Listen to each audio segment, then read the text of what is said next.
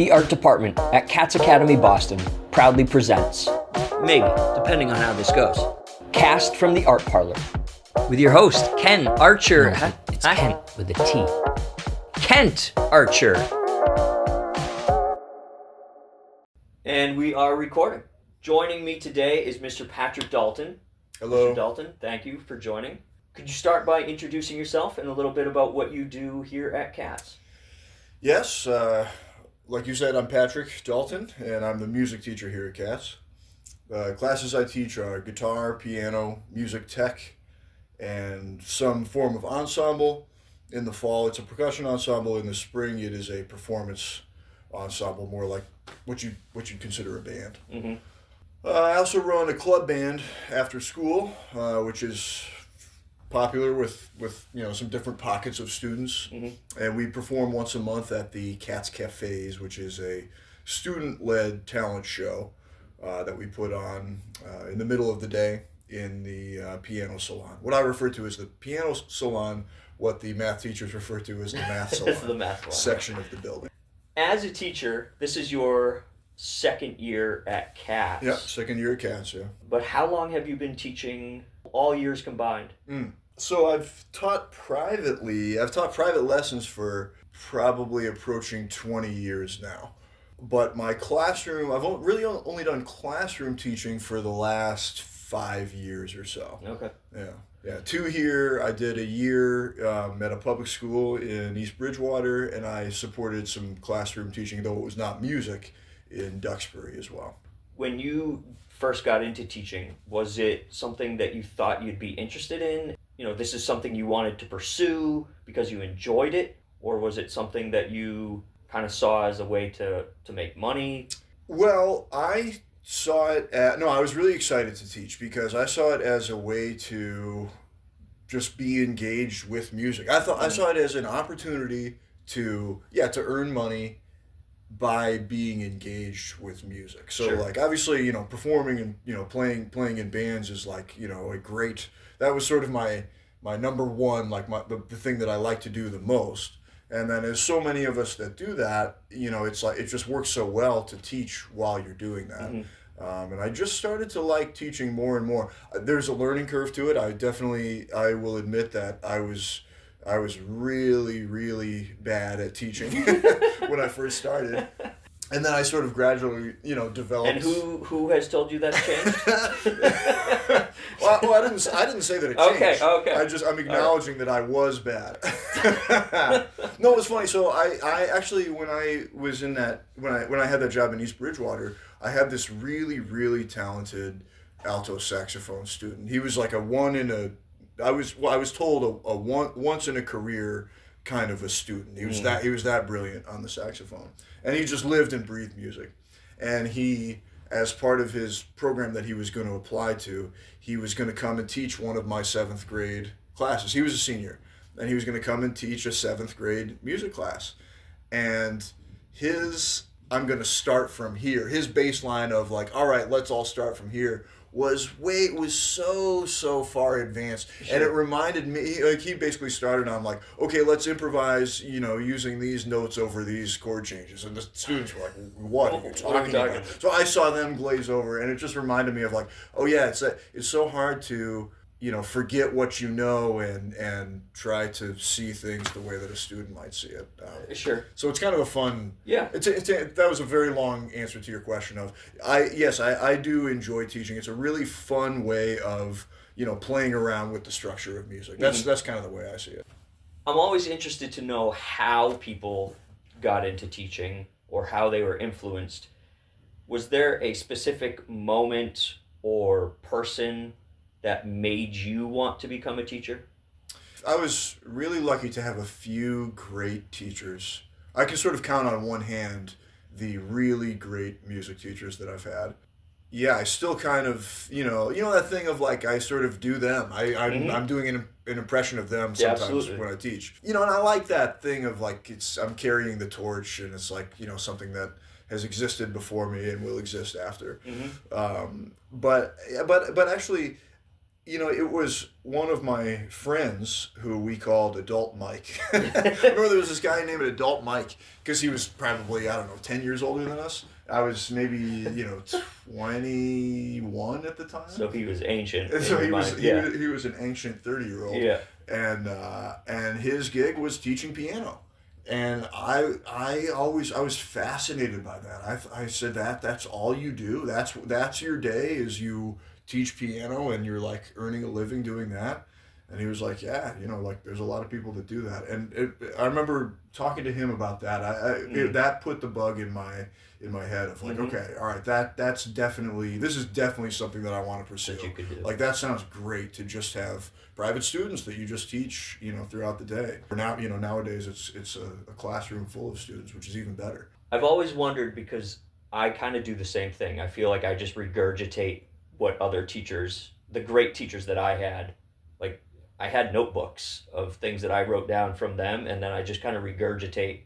I wonder who the first teacher was, because everyone's just regurgitating what, Right. There's probably, everyone, there are great people who come up with material on their own and have great ideas, I'm sure, but I think for probably a lot of us, we're taking what we were taught and Yeah, well, but that's something that I love so much is that, music is this thing that it's not, it's generational. It's like it's just been around for so long, and I love this. What I love is being a part of the great tradition, and that's what the people that taught us before, they were, they kind of showed us how to do it, and so that's how I see it. Is that like, it's something that we're all trying to figure out, and it's not like their generation had it and now we're copying what they, it's like, it's sort of more alive than that. It's more cyclical than that, I think, So 20 some odd years teaching. Yeah. It's a long time when you put it that way. Right. How do you stay enthused? Because we've probably all had a teacher where you're like, that teacher's burnt out. They're not giving their best. How do you make sure that you are giving your best, that it stays new for you as well? Well, I have two great skills. One is that I'm selfish, and the other is that I'm very untalented.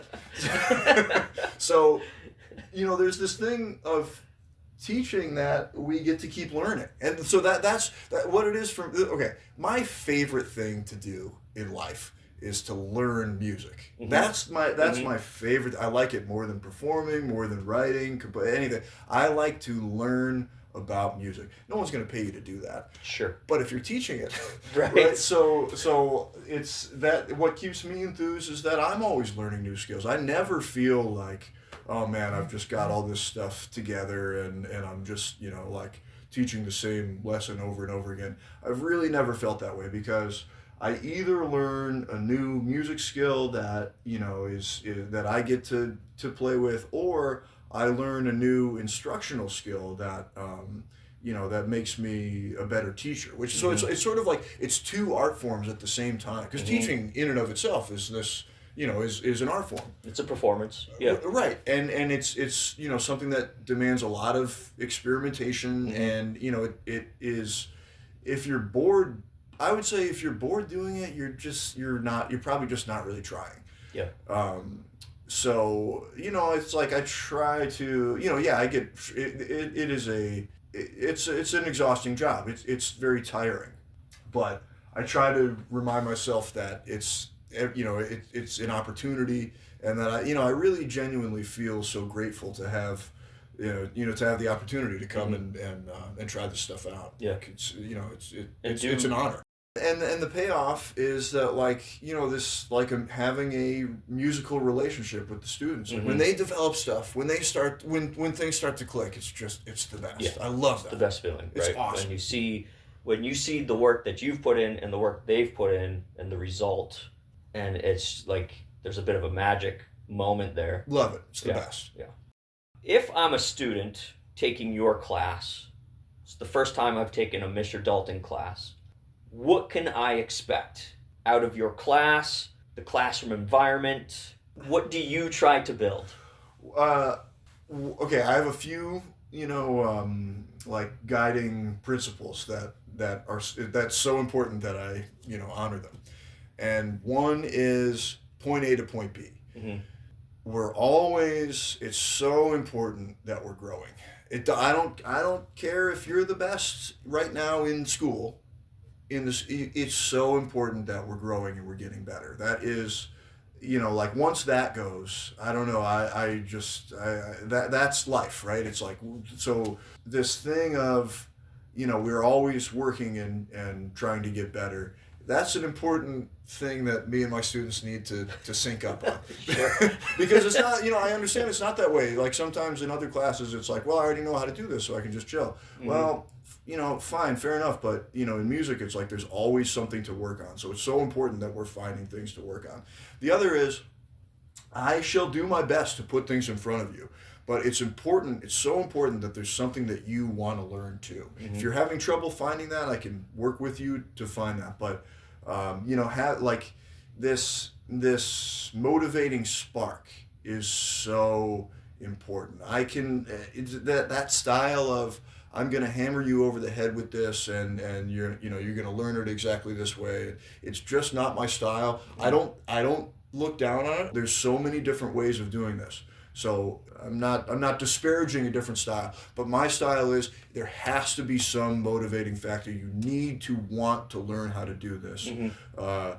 Otherwise, it starts to get a little slippery in terms of like, well, why are we doing this, right? Sure. But I think that there's so many. This is another one of my guiding principles is that music skills are life skills. So when when you're developing your chops on an instrument, I truly believe that translates to other areas of your life. It's not just about learning an instrument. These are skills that you will carry with you for other things. So it's important. It's truly important. It's like this time should not be wasted. That's another, one of my philosophies is like, let's not waste the time. We've got this time, so let's not waste it. I tend to be very flexible with, the material that we're working on and how much of it we need to master. But what I'm not flexible on is you're using the time, you're working, you're focusing. It is work. It's fun work, but it's work. So, and that's really important to me that we're doing that because the material demands it. It deserves focus and energy. Mm-hmm. Yeah. Let's kind of flip it. Student comes in, you've made a first impression. What do you think is something that students get wrong about you after a first impression? Oh man, well, it's so hard to see ourselves through other people's eyes. I don't know. I wonder, I can be a little sarcastic. Mm-hmm. So I hope that they take that in the spirit in which it's intended, which is that I do. You think ESL students are up on their sarcasm? I would hope that my respect for everyone in the room is felt because it's real. When you come into my room, you start with, I respect you. I respect your time. I shall try to not waste your time. I think like I say, I consider it an honor that you're there, and this is a relationship we need to work together. So I hope that that respect is communicated. I haven't heard otherwise. Okay, I'll tell you that. That's good. That's good. Yeah.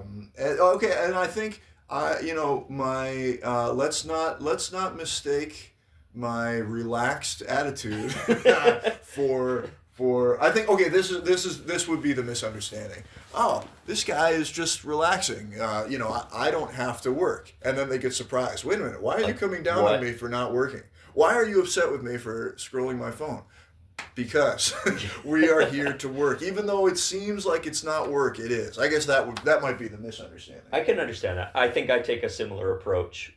So I try to treat them like adults until they make me treat them otherwise. Mm-hmm. And sometimes they do push that boundary to where they say, oh, well, this is an easy class. And then they're surprised because I don't try to be the yeller. Right. Right. So I can understand that. Yeah. That's the same. Yeah. Pivoting a little bit. Professionally in music, can you talk a little bit about what your journey has been? Yeah, and that's the thing is that music is so big. There's so many different roles to occupy. So I actually disclose this to my students on the first days. I tell them who I am and what I've done because I think it really impacts my philosophy and what I bring into the classroom and even what I value and give feedback on. So yeah, I guess somehow I ended up as like what you would call like a professional performing hired musician, and my instrument is the drum set. So I am, I spent a lot of time and still do. I'm a hired rhythm section player. So um, there's certain geez, how do I phrase this? There's certain things about doing that become so important. You have to be able to deliver a performance from point A to point B that is of an acceptable quality. And here's the thing: you need to have your ears open enough to support your bandmates and make sure it's a team sport, right? Mm-hmm. You need to be listening. Listening skills are the most important thing. Listening and reacting. So a lot of what I bring into the classroom has to do with being in the moment musically. I'm able to also teach pieces of classical music where it's more like perform this piece by rote. I think that's really, really valuable too. But what I think is the ultimate skill for students is to be making music in a conscious, deliberate way in the moment by listening to who they're playing with, or even if you're playing, by yourself, you should still have your ears open and be, expressing yourself in the moment. So anyway, to answer your question, I've done a lot of, hired performances for a whole variety of live music contexts, including concerts, like more traditional stage concert, like you might imagine, private events, recording sessions. That's a whole other animal, is being in a recording studio. Like when you're a professional musician, you kind of have to do it all. I've had to do lyric writing for artists. I've had to compose songs for people. I've had to rewrite other people's songs. You never know what you're going to need to have together. So somehow, like you try to get as much skills together as you can, but it's like I say, it's just so big, you're never going to have it all. So my pockets tend to be jazz and modern pop, contemporary music. I've done a lot of American roots music. And I can pretty much, put that stuff together. I know that stuff well enough to work with all the different parts pretty well at this point. Lyric writing is something I had no idea you've done. Yeah. What I found with lyric writing is that, and again, this goes back to that music is so big, you have to sort of pick what you're going to do. True lyricists, that's what they do. Every day they're working on their lyrics, and that was not me. So I'm not, I'm not somebody that's like where I'm not an expert in that area. Sure. But I tell you what I was pretty good at. When somebody brings me a tune and they go, it's close, I was pretty good at looking at it and rearranging it and working with the pieces to try to make it, I guess what you would call a rewrite. Okay. Have you pursued putting out albums? Have you done that? How many albums? Are there any you could name drop? Yeah. I mean, I've done that in a variety of contexts. I wrote a lot of. I'm sort of hesitant to name drop. Sure, yeah, you don't have to. You don't have to name drop. Yes, I've written songs and performed on some various, contemporary music albums. I've written and performed on like instrumental jazz albums as well. That's really fun. I like composing instrumental music. And I've also done like some punch up, like I say, lyric writing for some things. And then there's a whole list. I've played on a lot of studio records that, of like artists that are going to release something and they need, I've played drums on a lot of studio albums as well. Outside of school, outside of music, what does your life look like? What are some of your hobbies or interests, family, pets, Yeah. anything you can talk about. Well, I'm a family man, and that's another reason that I love classroom teaching so much. Is that the schedule is so much better with a family than certainly than private teaching or performing. I have 2 kids, age 6 and 3. I spend a lot of time with them doing the various activities: basketball, baseball, dance, and so forth. I do have a dog who's very old. She's 15 going on 16. We love to get outside. I don't know. What do we do? We maintain, my wife and I joke we're like farmers in that basically we wake up and we work on the things that we need to work on. And when we're done, it's time to go to bed. So I try to maintain some hobbies. I really like chess. I really like doing construction projects around the house. And being outside. That's kind of what I have the space for. I get that. There isn't a whole lot of time for anything else sometimes. Yeah. I get that. When I was thinking about what this podcast would be, it was the idea was that it would be a way for students, current or potential future students, a way to get to know their teachers a little bit better and in a way that they might not otherwise. And I think we've done some of that. But what I'd like to do is ask 5 questions. They're lighthearted, and when applied to a specific scientific formula that has not been created yet, we'll know exactly everything we need to know about you. Okay, hit me. So, lighthearted, remember. What's your biggest regret in life? No, I'm kidding. I was going to do it. I would have gone there. You would have gone there, yeah. Number 1, top 3 songs. Oh my God! Oh my God! Yeah. What a terrible question. What an awful question. Because it leads me to. Because you can't name 3 songs. Oh God!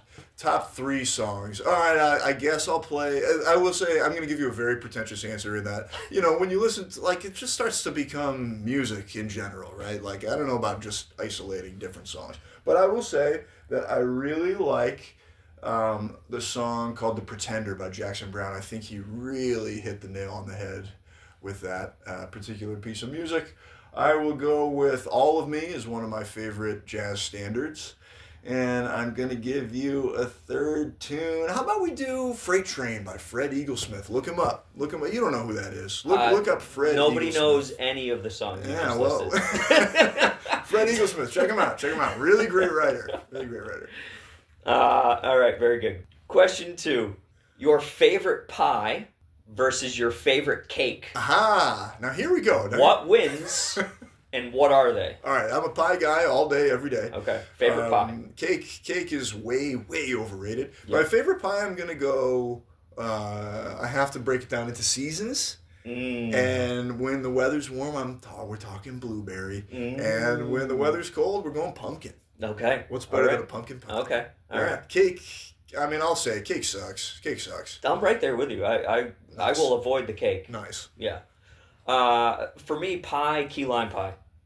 A good key lime pie. That is where I'll be. Woof. I mean, it doesn't get better. You have so much to learn. All right. 3. Did you become a drummer because everything else was too hard? Oh my God. But it gives me a chance to dispel a myth. Learning any instrument is challenging. All of the instruments are equally challenging to master. I will say, it's a funny thing. Drummers tend to be able to play other instruments. There are a lot of instrumentalists, guitar players, keyboard players, horn players, etc., that's all they can do. So you tell me who's got the bigger brains. I'll let you take it up with the Music Society on that. Number 4. Mm-hmm. If you could go to any point in history to witness or prove or disprove its authenticity, when would it be? Oh, man. Oh, God. There's so many cool... Wait, to witness or disprove its authenticity? To simply happen? witness it, or, yeah, exactly, to prove or disprove its authenticity. Did this actually happen? Musically or just in general? Anything. This is a get-to-know Mr. Dalton question. Jeez, did it happen? It doesn't have to be. It could be something that, for certain happened, and you just want to see it. Just want to see it. Or if you're like, did Roswell actually happen, I want to go see Roswell. I want to be there. Okay. So there's a few things. There's a few places in history that I would like to go. Mm-hmm. I think it would be really fun to have been a teenager in the 1980s and go to the Sunset Strip and see a band like, like to see like Van Halen on the Sunset Strip would be so cool. Or to be in the 70s and see a band like, I don't know, like see Led Zeppelin and, like before they were Led Zeppelin. Yeah, right. Or like to be in the 50s and go and like what about seeing Little Richard do his thing? Or like what about seeing James Brown? Like think about seeing James Brown in like a real small venue that his band. Yeah. Imagine that band. Imagine how hard they would crush. So, I don't know, I guess I'm just thinking music stuff, but I can't really think of another historic. I sort of tend to believe the things I read about history. I think that I just take it for granted that they did happen. So moon landing is real. Yes. Okay. Yes. Decidedly so. And number 5, how do you spell share? Share. How do you spell share? Yeah. Share? That is incorrect. We were looking for CHER. Oh, of course. Right. Yeah. Right. Yeah. So very good. I think we learned a little bit of something about Mr. Dalton. That's me. I appreciate that. That's me. Sorry. It's what I got. Last thing that I like to leave off on. If you could give one piece of advice for a music student pursuing music, what would be your advice? Listen broadly. Go and seek out music, listen to it. If you don't like it at first, if you don't understand it at first, even better. Keep listening. Look at lists of things that have influenced other great artists and listen to that music. The more that you hear, the better off you are. It's that simple. Expand your horizons. Great. Again, thank you very much.